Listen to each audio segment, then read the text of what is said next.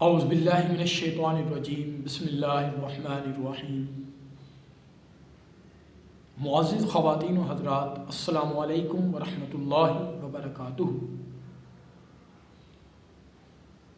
آج ہم آپ کے سامنے حضرت ذوالقرنین اور یاجوج ماجوج کا قصہ ذکر کریں گے۔ حضرت ذوالقرنین اور یاجوج ماجوج کا قصہ اللہ رب العزت نے قرآن مقدس کے اندر سورہ کہف کے اندر ذکر فرمایا، اور ایک مرتبہ نبی کریم صلی اللہ تعالیٰ علیہ وسلم سے کفار نے پوچھا تھا کہ یہ ذوالقرنین کون تھے، جس طرح قرآن مقدس کے اندر بھی آتا ہے وَيَسْأَلُونَكَ عَنْ ذِي الْقَرْنَيْنِ، اور یہ آپ سے ذوالقرنین کے بارے میں پوچھتے ہیں۔ تو آپ صلی اللہ تعالیٰ علیہ وسلم نے کفار مکہ کو حضرت ذوالقرنین کے بارے میں ساری تفصیل بتائی۔ 4 ایسے بادشاہ دنیا میں گزرے ہیں جن کو اللہ تعالیٰ نے پوری دنیا پر حکمرانی اور بادشاہت اور سلطنت عطا فرمائی۔ ان میں سے 2 مومن بادشاہ اور 2 کافر بادشاہ گزرے۔ 2 مومن، ایک حضرت سلیمان علیہ السلام اور دوسرے حضرت ذوالقرنین۔ یہ 2 مومن بادشاہ ایسے گزرے ہیں جن کو اللہ تعالیٰ نے پوری دنیا پر سلطنت، پوری دنیا پر حکمرانی اور بادشاہت عطا فرمائی۔ اور 2 کافر بادشاہ ایسے گزرے ہیں، ایک نمرود اور دوسرا بخت نصر۔ یہ 2 کافر بادشاہ ایسے گزرے ہیں جن کو اللہ تعالیٰ نے پوری دنیا پر حکمرانی اور بادشاہت عطا فرمائی۔ تو آج کی ہماری ویڈیو ہے حضرت ذوالقرنین اور یاجوج ماجوج کے بارے میں۔ اللہ کے نبی صلی اللہ تعالیٰ علیہ وسلم نے قیامت کی بہت ساری علامات بیان فرمائی۔ کچھ علامات صغریٰ ہیں اور کچھ علامات کبریٰ ہیں۔ ان علامات کبریٰ میں سے ایک علامت قرب قیامت یاجوج ماجوج قوم کا نکلنا ہے۔ جی ہاں، یہ وہی قوم ہے جس کو حضرت ذوالقرنین نے ایک دیوار، سیسہ پلائی دیوار کے پیچھے قید کیا تھا، اور یہ آج تک وہاں قید ہیں، اور جب تک اللہ کا حکم ہوگا وہاں یہ قید رہیں گے۔ تو ان کے بارے میں یہ آتا ہے کہ یہ زمین کے اندر بہت فساد مچاتے تھے، قتل و غارت گیری کرتے تھے۔ تو ایک قوم نے حضرت ذوالقرنین کو ان کی شکایت لگائی کہ یہ جو ہے زمین کے اندر فساد مچاتے ہیں، قتل و غارت گیری کرتے ہیں، آپ ہماری مدد کیجئے، ان کا کوئی بندوبست کیجئے، ان کا کوئی انتظام کیجئے کہ یہ زمین میں فساد نہ مچائیں، ان کا کوئی انتظام کیجئے۔ تو حضرت ذوالقرنین نے ایک سیسہ پلائی دیوار کے پیچھے، 2 پہاڑوں کے درمیان یہ رہتے تھے، تو حضرت ذوالقرنین نے ایک سیسہ پلائی دیوار کھڑی کی، اور اس دیوار کے اندر تانبا اور سیسہ بھر کے ایک مضبوط دیوار کے پیچھے یاجوج ماجوج کو بند کر دیا، قید کر دیا۔ اور یہ یاجوج ماجوج روزانہ اس دیوار کو چاٹتے ہیں، اس دیوار کو گراتے ہیں، اور جب تھوڑی سی رہ جاتی ہے تو یہ کہتے ہیں کہ باقی صبح کر لیں گے، ابھی آرام کرتے ہیں۔ تو جب یہ صبح اٹھتے ہیں تو دیوار اسی طرح پوری مکمل جو ہے اسی طرح کھڑی ہو جاتی ہے۔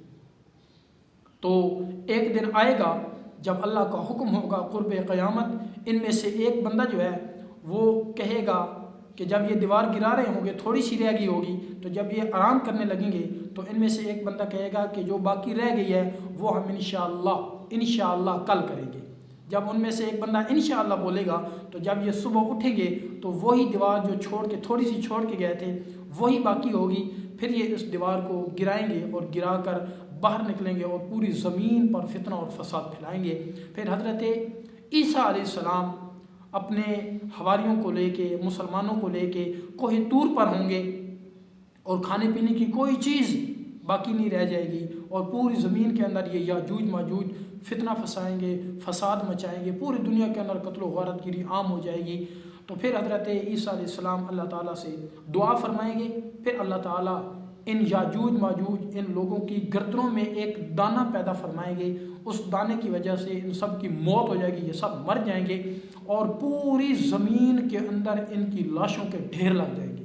یہ اتنی تعداد میں ہوں گے، اتنی تعداد میں کہ پوری زمین ان کی لاشوں سے بھر جائے گی، اور پوری زمین ان کی لاشوں کی وجہ سے، لاشوں کی بدبو کی وجہ سے پوری زمین جو ہے وہ متنفن ہو جائے گی، بدبودار ہو جائے گی۔ پھر حضرت عیسیٰ علیہ السلام اللہ تعالیٰ سے دعا فرمائیں گے، اللہ تعالیٰ اونٹ کے جیسی گردنوں والے بڑے بڑے پرندوں کو بھیجیں گے، وہ پرندے ان کی لاشوں کو اٹھا کے لے جائیں گے اور جہاں اللہ کا حکم ہوگا وہاں جا کے پھینک آئیں گے۔ پھر علیہ السلام اللہ تعالیٰ سے دعا فرمائیں گے، اللہ تعالیٰ پھر بارشیں نازل فرمائیں گے، بارشوں سے پوری زمین دھل جائے گی، صاف ہو جائے گی، پاک ہو جائے گی، سفید ہو جائے گی۔ پھر اس کے بعد اللہ رب العزت زمین کو حکم دیں گے، زمین کو حکم دے کہ اے زمین اپنے خزانے نکال۔ پھر زمین اپنی فصلیں نکالے گی، اپنے خزانے نکالے گی۔ پھر اس کے بعد حضرت عیسیٰ علیہ السلام 40 سال تک دنیا میں رہیں گے اور اس کے بعد جو باقی علامات قیامت ہیں وہ ظاہر ہوں گی۔ تو یہ یاجوج ماجوج کا جو فتنہ ہے یہ بڑا خطرناک فتنہ ہے۔ ان تمام فتنوں سے اللہ کے نبی صلی اللہ تعالیٰ علیہ وسلم نے بچنے کی ہمیں دعا بھی بتائی ہے۔ جتنے بھی قرب قیامت فتنے ظاہر ہوں گے، دجال کا فتنہ، دابۃ الارض کا نکلنا، اور اس کے بعد یاجوج ماجوج جن کا بھی ہم نے تذکرہ کیا، ان تمام فتنوں سے بچنے کی اللہ کے نبی صلی اللہ تعالیٰ علیہ وسلم نے ہمیں بہت خوبصورت دعا بتائی۔ اور وہ دعا کیا ہے؟ اللہم انی اعوذ بک من الفتن ما ظاہر منہا وما بطن، کہ اللہ جو فتنے ظاہر ہیں اور جو فتنے چھپے ہوئے ہیں، یا اللہ پاک ہم ان تمام فتنوں سے تیری پناہ مانگتے ہیں، تیری پناہ چاہتے ہیں۔ تو ہمیں چاہیے کہ ہم اپنے آپ کو، اپنے ایمان کو مضبوط کریں، اور ہر دور کے اندر فتنے آئیں گے، ہر دور، ہر امت کو اللہ تعالیٰ نے فتنوں کے اندر، آزمائشوں کے اندر مبتلا کیا ہے۔ تو ہمارے سامنے بھی ایسے فتنے آئیں گے، ایسی آزمائشیں آئیں گی، ایسی تکلیفیں پریشانیاں آئیں گی، ایسے فتنے آئیں گے، فتنے ظاہر ہوں گے۔ تو ہمیں اللہ کے نبی صلی اللہ تعالیٰ علیہ وسلم نے جو دعا بتلائی ہے، اللہم انی اعوذ بک من الفتن ما ظہر منہا وما بطن، تو ہمیں چاہیے کہ ہم ہر وقت اپنے آنے والے جو دور کے اندر فتنے ظاہر ہوں گے ان تمام فتنوں سے اللہ تعالیٰ کی پناہ مانگے، خصوصاً دجال کا فتنہ، دابۃ الارض کا نکلنا اور یاجوج ماجوج کا فتنہ، یہ بہت ہی خطرناک ترین فتنے ہوں گے اس امت کے۔ تو ہمیں چاہیے کہ ہم ہر وقت ان فتنوں سے اللہ تعالیٰ کی پناہ مانگیں، اللہ تعالیٰ سے دعا کرتے رہیں۔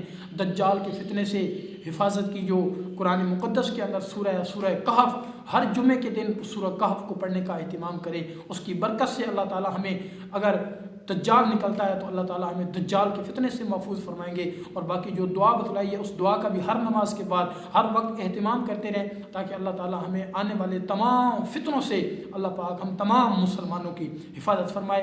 والسلام آخر دعوانا الحمدللہ۔